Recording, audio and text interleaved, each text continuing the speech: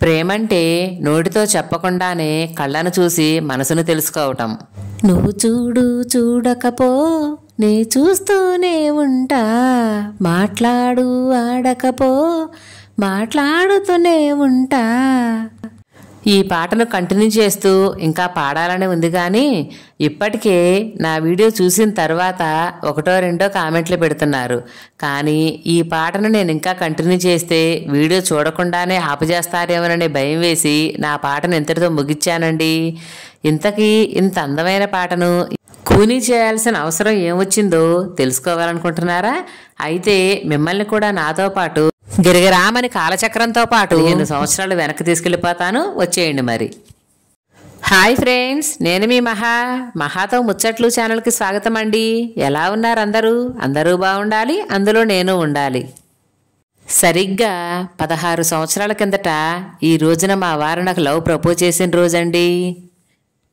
అంటే మీది love marriage అక్క అని అడుగుతారేమో. అవునండి, లవ్ మ్యారేజే. అయితే ఇప్పట్లాగా పబ్లిక్ పార్కులకో లేదా పబ్బులకో తిరిగే లవ్ మ్యారేజ్ కాదండి, మాది మోగ ప్రేమ.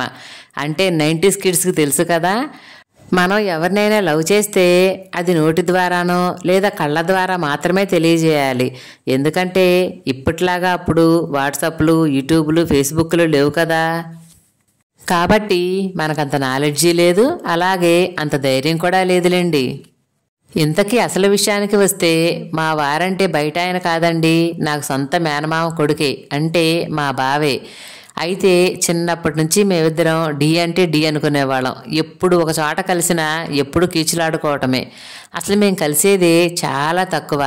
ఎందుకంటే మా నాన్న ఎప్పుడన్నా వీళ్ళింట్లో ఫంక్షన్ అయితే ఊరికి పంపించాలంటేనే వద్దమ్మా, ఏముంది ఆ ఊరిలో, అంతా పల్లెటూరు, మోకాళ్ళలోతు బురద, అన్ని పూరి గుడిసెలు, వద్దు మన ఊరే బాగుంటుంది అని అనేవాడు. అంటే మేము చిన్నపిల్లలప్పుడు మా అత్తగారి ఊరు అలాగే ఉండేదండి. కానీ చూస్తూ చూస్తూ ఉండగానే ఎంత డెవలప్ అయిపోయిందంటే అనేక రకాల కంపెనీలు, ఫ్యాక్టరీలతో ఇది పల్లెటూరా పట్టణమా అన్నట్లుగా తయారైంది ఇప్పుడు మా ఊరు. కానీ మా అమ్మగారి ఊరు మాత్రం అలాగే ఉండిపోయిందండి.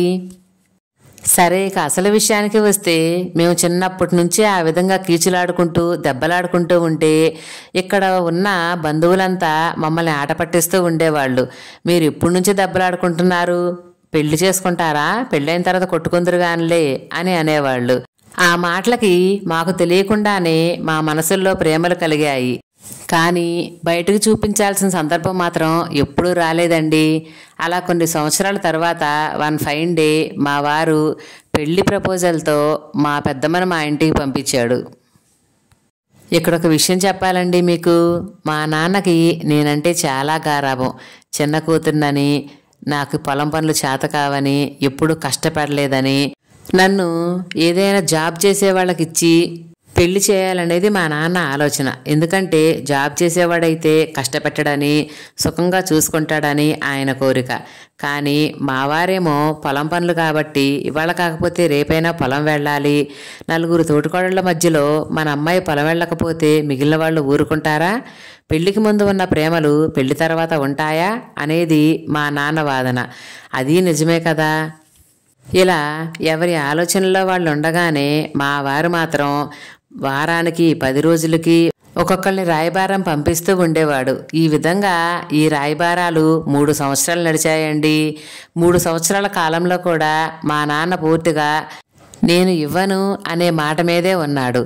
ఇక ఫైనల్గా మా వారు 2007 ఫిబ్రవరి 14న, అంటే మా మ్యారేజ్ ప్రపోజల్ ఆయన పంపించిన 3 సంవత్సరాల తర్వాత డైరెక్ట్గా ఒకసారి నాకు ఫోన్ చేశారండి.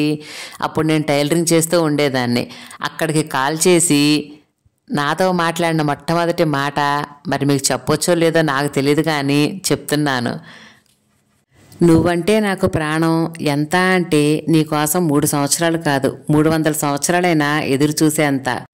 నిన్ను పువ్వుల్లో పెట్టి చూసుకోలేను కానీ గుండెల్లో పెట్టి చూసుకుంటాను, నాతో వచ్చేస్తావా అని అడిగారు. అసలు నాకు వెంటనే సమాధానం ఏం చెప్పాలో తెలియలేదండి. కొంచెం సేపటి తర్వాత నేను ఒకటే మాట చెప్పాను, నేను మా నాన్నతో మాట్లాడిన తర్వాత ఏ విషయం చెప్తానని. ఎందుకంటే మా నాన్న పెంపకం అలాంటిది. మరి మా నాన్న ఎప్పుడూ ఒక మాట చెప్తూ ఉండేవాడండి, మనల్ని ప్రేమించే వాళ్ళని మనం పెళ్లి చేసుకోవటం ఒక అదృష్టం అని చెప్తూ ఉండేవారు. మా వారు నాకు ప్రపోజ్ చేసిన టైంలోనే మా నాన్న కోరుకున్న సంబంధం ఒకటి వచ్చింది. అప్పుడు మా నాన్న నన్ను కూర్చోబెట్టి అడిగారు, నువ్వు ఎవరిని చేసుకుంటావని. మా వారికి కూడా చెప్పని విషయం మా నాన్నగారితో నేను చెప్పానండి.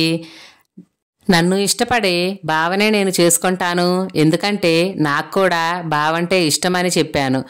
నేను ఆ మాట చెప్పిన వారం రోజుల్లోనే లగ్నాలు పెట్టుకోవటం, మరొక నెల తిరిగేసరికి పెళ్లి అయిపోవటం అంతా జరిగిపోయిందండి. ఏది ఏమైనా సరే ఇక్కడ నేను సలహా చెప్తానండి, ఖచ్చితంగా పాటించండి. మీరు పెళ్లి కాని పిల్లలైతే మీ మనస్సేమిటో మీ తల్లిదండ్రులకు తెలియజేయండి. ఒకవేళ మీరు తల్లిదండ్రులుగా ఉంటే మీ పిల్లల మనస్సేమిటో ముందు తెలుసుకోండి.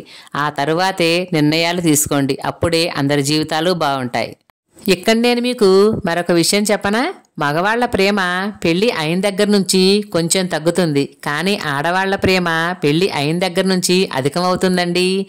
ఎందుకంటే మగవాళ్ళకి ప్రపంచంలో కుటుంబం ఒక భాగం మాత్రమే, కానీ ఆడవాళ్ళకి కుటుంబమే ప్రపంచం. కాదంటారా?